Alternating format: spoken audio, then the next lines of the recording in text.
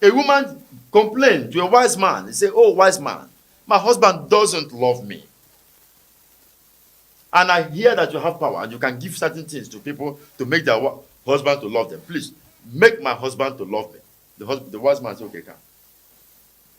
The wise man prepared something, went inside, gathered things. He just tied things like small, small onions, grounded onions, pepper, and all those things, grounded. But the thing looks like charm. He now brought it, he told the woman, said, "I am giving you this charm. The secret of this charm, take Bible and write it down. So that as you follow the rule of this charm, your husband must love you." You say, rule number 1. When you wake up in the morning, go and greet your husband very well. Boil hot water for him to bath. Prepare his breakfast. When he goes out, as he's coming back, whatever he's carrying, go and rush outside, embrace him, and take that thing from him. So that's the rule of this charm. Then from time to time, buy clothes for his mother. Ask him about his mother's welfare. If the mother is sick, attend to her. Pick up your phone and call some of his relations from time to time. Ask them how they are faring. And tell them that you and your husband are living well. Find out his favorite food. Cook. The man just gave him all the processes of the characteristics of a good wife in a home. He said, "Go. When you put this into practice, the charm will work." And honestly, that thing was not a charm. There was nothing there. The man went, he said, "But whenever you cook food, just take small from each and put inside." Because the woman believed in charm. And so the man had to walk along that line. That's why we say he was a wise man. So when the woman got home, he started doing that thing. Every morning, when he cooked food in the night, he would put the thing small. Then in the morning, he would wake up, go and wake the husband, attend to the husband, put water for him to bath. He was doing everything that wise man told her. And when the man observed this woman, after 1 week, 2 weeks, the man went and bought a car for the woman. He just came back one day and said, "My wife, this is your car." The woman quickly ran to that wise man. He said, "Look, this charm is working. My husband has bought me a car." So many things changed from that moment. Was it any charm that did the work? It's the behavior. You behave cantankerous. You say that no husband is coming to you, but your attitude as a woman is smelling. When you speak, fire comes out. Where do you look at the man?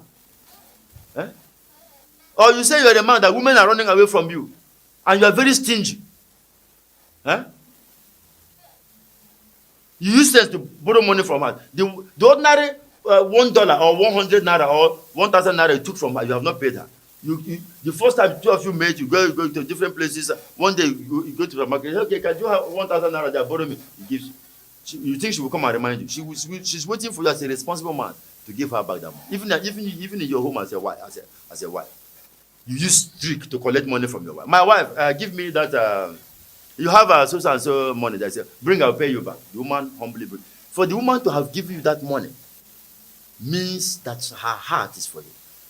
You can increase the heart of that woman unto yourself by coming back to give her that money with something like, "My wife, oh, thank you, you are the best woman. You are the best that has happened to me. Take this money and you add this to it." The woman, when you practice those kind of things to women, you will see that a woman is an angel. You see,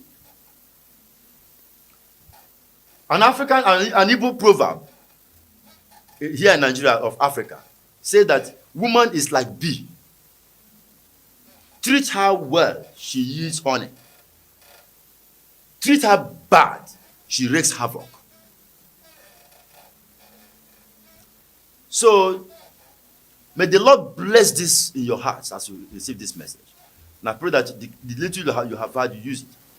And I tell women, you listen, the mouth used in borrowing money, the ways of the mouth used in borrowing money, is not the same ways of the mouth used in paying back. See, somebody will come to say, "I want to borrow money from you." Then the person now will humble himself and talk in a good words and, okay, when it is time to pay back, find out whether it is the same ways. Some instances, it's not the same way. You see, So do not say because a man has come and tell you, I love you, you are carried away.